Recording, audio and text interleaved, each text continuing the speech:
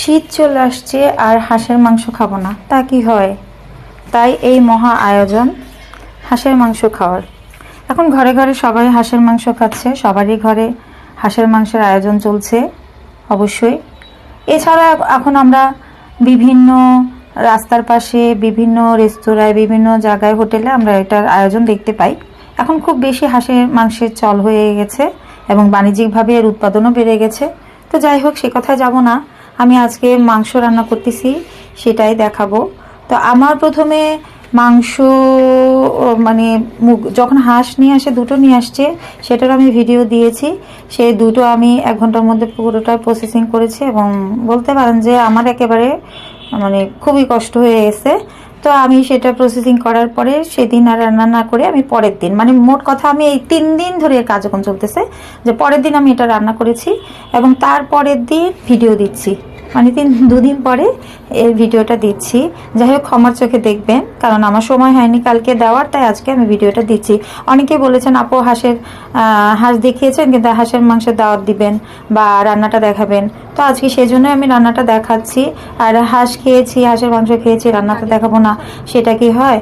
তো আমি এখানে সমস্ত মশলা সবকিছু, প্রথমে পেঁয়াজ কাটা দিয়ে দিয়েছি, তারপর তেল দিয়ে পেঁয়াজ কাটা দিয়ে দিয়েছি, তারপর আমি এটাকে ভেজে মাংসগুলো তার মধ্যে দিয়ে দিলাম। দেওয়ার পরে আমি এখানে হলুদ, মরিচ, লবণ, যা যা রান্নায় যা যা লাগে আমি সব কিছুই দিয়ে দিয়েছি এবং সাথে আমি আদা রসুন বাটা, গরম মশলা বাটা, তারপর দারচিনি, এলাচি আমি সব কিছুই দিয়ে দিয়েছি, আস্ত লবণ দিয়ে দিয়েছি এবং দিয়ে আমি এটা রান্না করেছি। তো এখানে আমার রান্না পুরোটাই চলতেছে।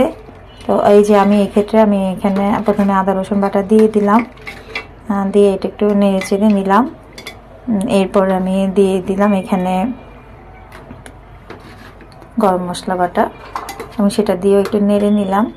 এবং কারণ আপনাকে কষাতে হবে এবং মশলা দিয়ে জিনিসটা আসলে ভালোভাবে কষালে তখন অনেক মজাদার হয় রান্নাটা। তো আমি এরপর পেঁয়াজ বাটা দিয়ে দিলাম।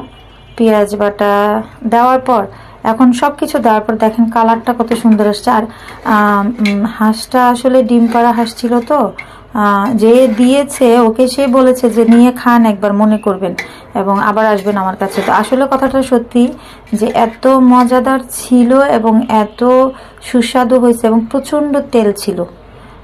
ডিম পাড়া হাঁস মুরগি যেটা হয়, এবং আমার এই ডিম পাড়া হাঁস মুরগি খুবই ভাল লাগে।